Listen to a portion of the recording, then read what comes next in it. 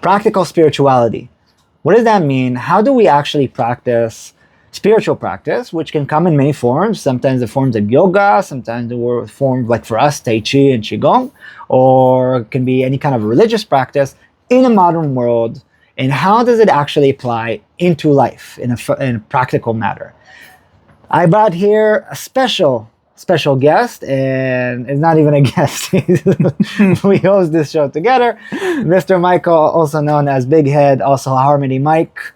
Michael, good to see you. Here, now you introduce me. Good to see you too, Shahar, my brother from another mother, who was originally Big Head, I guess is now Small Head. But very excited to be here as we open up this conversation to really bring this information and these ideas forward to everybody in a world where we could use more spirituality and really understanding what that means in the practical sense and how you can incorporate it into your daily life. All right, beautiful. So let's...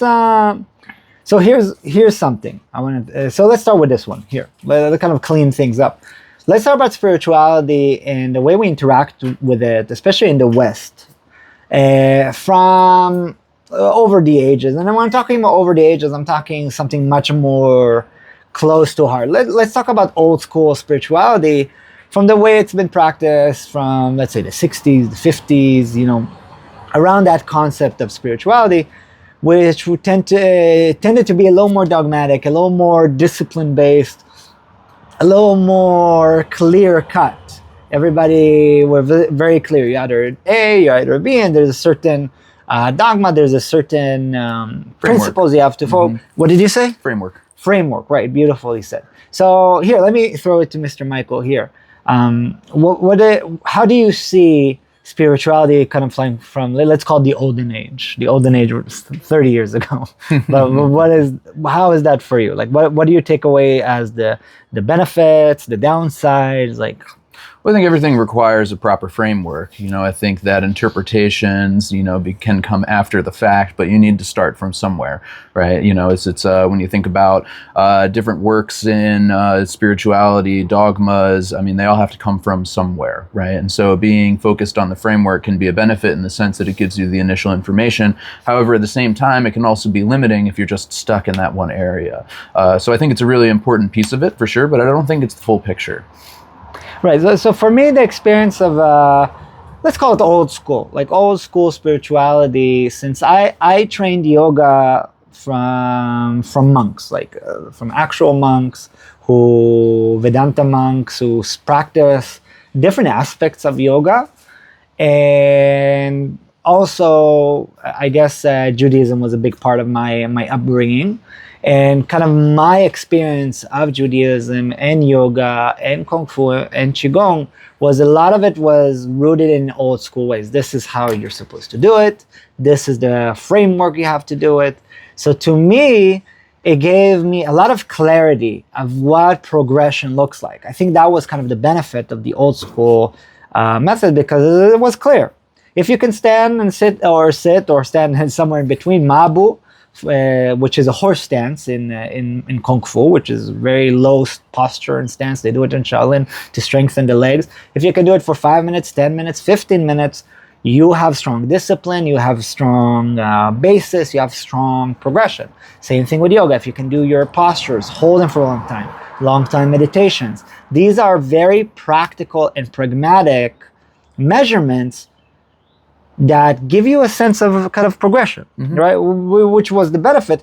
At the same time, there came the downside. As I develop and move from different practices, for example, from Judaism to yoga, and for example, Judaism doesn't always look kindly on yoga, at least the old school way, because it's considered idol worshipping, or so there's a certain limitation because everything is in such a framework.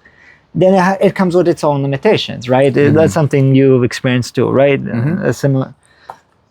So that would be the benefits and the downside. But then came what's called the New Age, right? The world opening up, the concept of spirituality. We're talking about yoga. Yoga is taking a much bigger role in the world, mm-hmm. as well as Qigong, different martial arts like Kung Fu, karate, with a lot of Asian influence takes over. So with that comes a new form of spirituality. I call it flower power spirituality. It's kind of, the Beatles, all you need is love. Frameless. Yeah. It's like frameless. So if everything was framed, now it's frameless. So the emphasis was on creativity. Everything is love. Everything is yoga. Everything is kung fu. So it opened it up, right? You have to open up your practice, but it has its own downside. So first, let me throw it back to you, Michael, because I want to hear your lovely voice on this. So please, yeah. Oh, I thought you had a specific question. I apologize for that. Yes. For you to go. Well, I think that again, starting from the framework and then, increasing different interpretations, and especially as you open it up to the wider world, things do take a risk of becoming frameless in the sense of a lack of the same level of discipline. Now, that's not to say that, discipline in itself is bad or that no discipline itself is bad, right? It's just kind of two ends of the spectrum, right? And what you're really looking for is kind of what falls in between and what shows up for you. So the fact that it's frameless can almost feel like it's too floaty. There's no real direction to it, right? Shahar and I had a conversation not too long ago that I thought was really powerful in the sense of, yogis at an ashram that eat meat, right? How that's so far removed from the framework, right?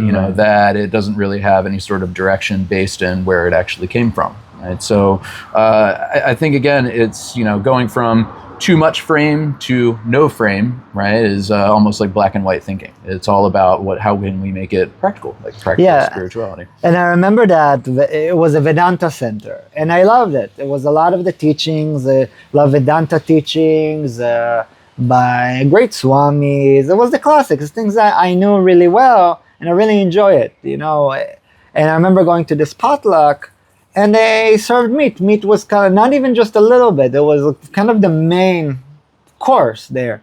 And to me, it really took me out of that frame, like big time, took me out of it. And to me, it was very difficult to see that. One, because I really like animals, so seeing their dead bodies kind of affects me like that.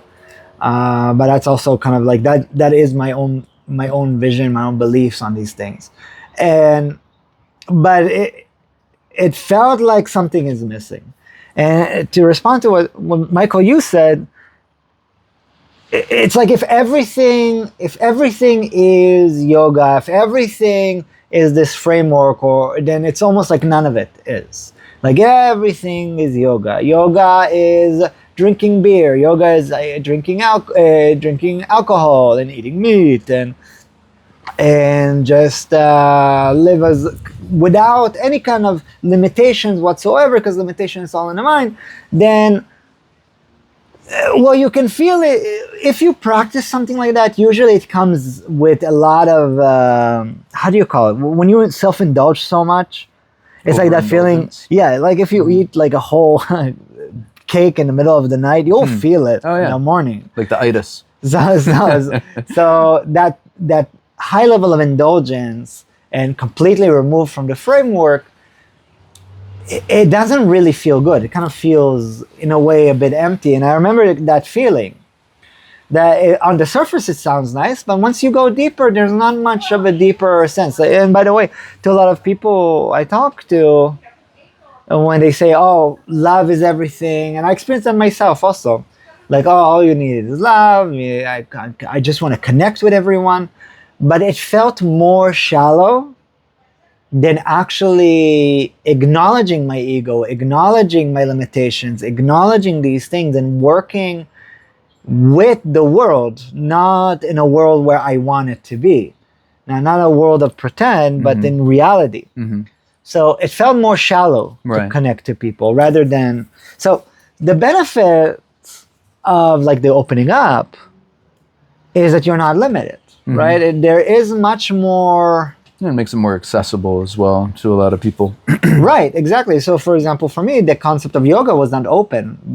For example, my mom practicing yoga and being vegetarian herself, it was very, very taboo. It was weird. It was weird if you do anything like that around her upbringing. It would consider like you're a crazy person. So the idea of it opening up and more people are interested in it shows you there was something lacking in the old way that people crave.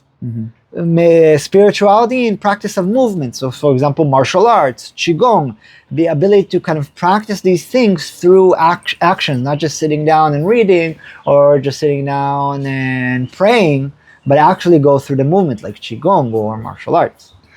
So that was the old school spirituality and how we interacted with it. There's the kind of the new age spirituality, the flower power. And then we come to this age. And this age is kind of in yoga they call it the Kali Yuga, the age of confusion, age of iron, I think, iron or confusion.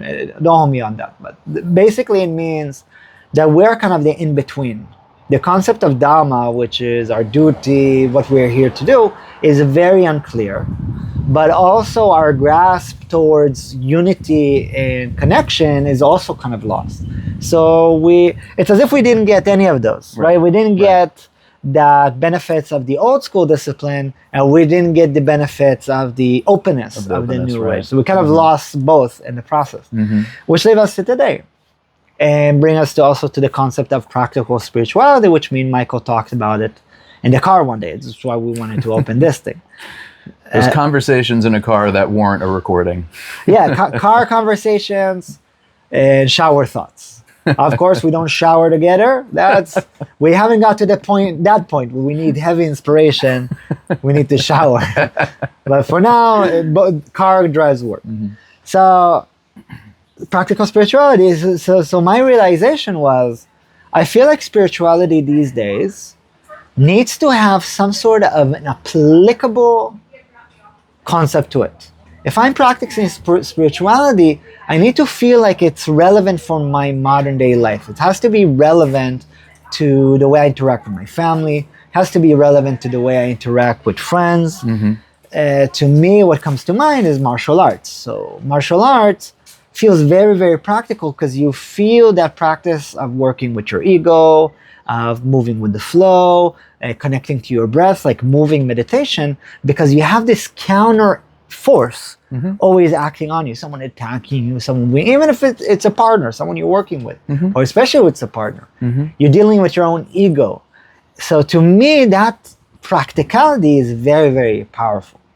So Michael, before I keep going on my tangent, like how do you see practical spirituality? Well, I think the main piece of practical spirituality is really, there's something that, has always stuck with me in some of the other conversations that Shahar and I have had, which is the concept of bringing the practice to you, right? So I'm an LCSW and I see a lot of clients in private practice. And when we talk about things like spirituality, practices of meditation, movement, things along those lines, sometimes people can get turned off from it because they think that it's something that they have to separate out to do, right? They have to set aside time to go find time to meditate. They need to go separate time to find time to go out for a run or something along those lines. But in reality, you can make these things as accessible as possible for you yourself, right? So when I was learning proper leg work, when Shahar and I were learning, sparring and things along those lines, I would move around the office as if I was moving against an opponent, right? Or when I practice meditation, I don't necessarily need to find another space to do it. I can do it just even right here, right now. I can do it as Shahar is talking, right? I can just focus on my breath, slow myself down, right? But I think Shahar brings up a really good point about martial arts as well. And I think this is actually a really good example of what we're talking about, is the sense of when I started the practice, I was just interested in Tai Chi. I was just interested in Qigong. That was all that really mattered. And when Shahar encouraged me to do martial arts, I was turned off from it because my idea of what the framework was that, this is something violent. I'm not a violent person, right? Things along those lines. And I felt blocked out by it. You should see him drive, people. That's where the real practice is. But no, what I became to understand is that when we talk about the practicality, right? Shahar is a really great way of putting it. It's more so about how do you you take the energy that you work with and use it to interact with other people in the world or other situations within the world. And so by reframing it into that sense and removing from what I thought the framework was, while also staying out of the idea of there's no frame whatsoever, it really gave me a better understanding of the sense that, oh, okay, every sort of interaction is a type of martial art. Everything requires harmony. And so it really made it more palatable, and now I love doing it. Right. To respond to what you said about you don't have to take the time away from what you're doing to do spirituality. I think about it a lot of time when I teach a yoga class or even when I practice, is we don't have to just once a week focus on our breath. Like, oh, now I'm a yogi, now I'm a spiritual person, or you go to church, for example, now I'm connecting to God in this one moment. That doesn't have to be in that one space. That one space can be very powerful and meaningful because you have other people around you, so you have the support of the community, which is benefit on its own. However, why stop your life to focus on your breath and to be a spiritual person, rather than bring spirituality and breathing into your life, right? That's kind of when it starts showing up more and more, right? Who said that? About in order to become an expert in something, you have to put 10,000 hours. Do you remember who said that? I don't remember who said that, but it's a powerful statement. Right, I think it was Albert Einstein or something, but throw a smart person in there, we'll figure it out later. I think some smart person with a funny hair. So if you do that, I remember doing the calculation. If you put 1 hour a week of practice, how long does it take you to get to 10,000 hours? Do you remember? Oh, I'm not. I remember. You remember? It's 208 years. 208 years. That's a long time. Mm-hmm. It's a long time. If you practice 2 hours a week, 104 years. Isn't that great? I don't have 104 years. Maybe 30 or 40. Actually, I have more. What I'm talking about, I have more. 60. Yeah. I'll give myself 60 easily. But if you incorporate the practice into your life, now you're not practicing once a week. You're practicing every day, all day, 24/7. So the idea is to incorporate these practices into your life, and that's when they take hold. So I feel like modern day spirituality, to bring us back to our topic, is all about application. Mm-hmm. Applying that spirituality into your life. Whether it's Judaism, Christianity, Hinduism, yoga, Tai Chi, Qigong, if it feels spiritual only when you're out there doing it, maybe something is off. Maybe that's why it's difficult to do it also. Maybe the key is to bring it into your life and see how it shows up, how it manifests when I interact with a person. Mm-hmm. Can I see unity when I interact with a person? It doesn't have to be such I see God in everything. Which, by the way, if someone comes to me and say, I see God in you, I think crazy. You're a crazy guy, most likely. And I don't disagree with that. I believe we are all one. But if you say that to me and I'm like, usually it comes from a crazy person. So it doesn't have to go that deep. It can go into, I'm listening to what you're saying. You're talking to me, and I'm not just waiting for my turn to speak. I'm actually trying to connect to you, listening to your tonation, listening to your body language. Connecting with you on that human level can be more practical to me of a way to practice reducing my own ego and seeing God in others, without it being more, let's call it ceremonial, mm-hmm. or dogmatic, mm-hmm.